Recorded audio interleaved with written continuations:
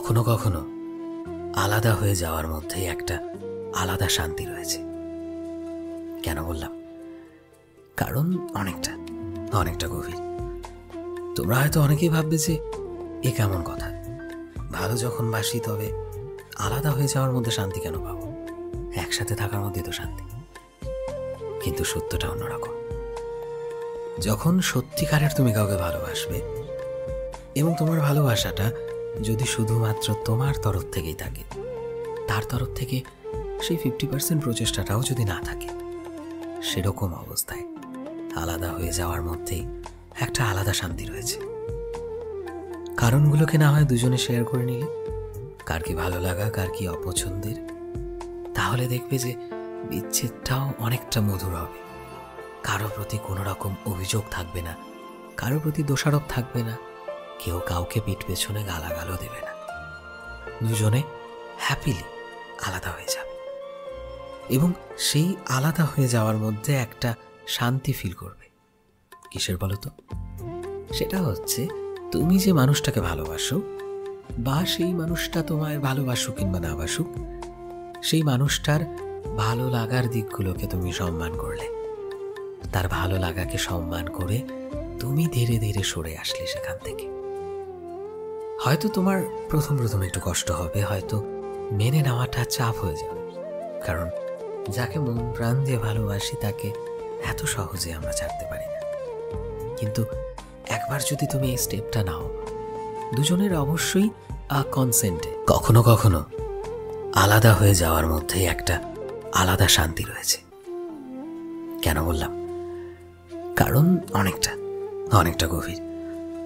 তোমরা হয়তো অনেকেই ভাববে যে এ কেমন কথা, ভালো যখন বাসি তবে আলাদা হয়ে যাওয়ার মধ্যে শান্তি কেন পাবো? একসাথে থাকার মধ্যে তো শান্তি। কিন্তু সত্যটা অন্যরকম।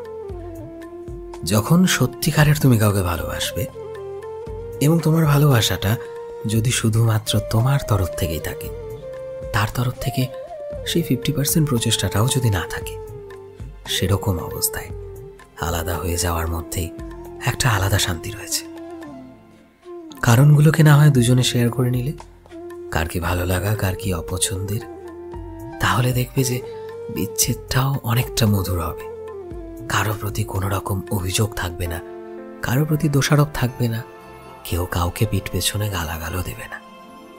দুজনে হ্যাপিলি আলাদা হয়ে যাবে এবং সেই আলাদা হয়ে যাওয়ার মধ্যে একটা শান্তি ফিল করবে। কিসের বলো তো? সেটা হচ্ছে তুমি যে মানুষটাকে ভালোবাসো বা সেই মানুষটা তোমায় ভালোবাসুক কিংবা না বাসুক, সেই মানুষটার ভালো লাগার দিকগুলোকে তুমি সম্মান করলে, তার ভালো লাগাকে সম্মান করে তুমি ধীরে ধীরে সরে আসলে সেখান থেকে।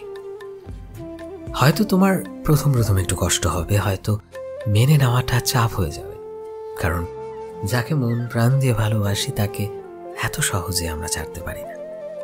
কিন্তু একবার যদি তুমি এই স্টেপটা নাও, দুজনের অবশ্যই কনসেন্টে, ঠিক আছে, কোনোভাবেই একতরফা ডিসিশন নয়, দুজন পাশাপাশি বসে কথা বলে মিউচুয়ালি যদি সেপারেট হয়ে যাও, সেক্ষেত্রে দেখবে যে লাইফটা বা ব্রেকআপটা অনেকটা ইজি হয়ে গেছে। সেই দিনগুলোতে একটু খারাপ লাগবে, হয়তো একটু বেশি খারাপ লাগবে, কিন্তু এরপর যে দিনগুলো অপেক্ষা করে আছে তোমার জন্য, সেখানে তুমি নিজেকে ভালো করে এক্সপ্লোর করতে পারবে এবং এই ব্যথাটা থেকে কিছু শিখতে পারবে। ব্যথাটা খুব একটা গভীর হবে না, ব্যথাটা তোমায় ডিপ্রেসড করবে না, ব্যথাটা তোমার পরবর্তী রিলেশনে কোনো এফেক্ট আনবে না। এটাই হচ্ছে সবচেয়ে বড় কথা।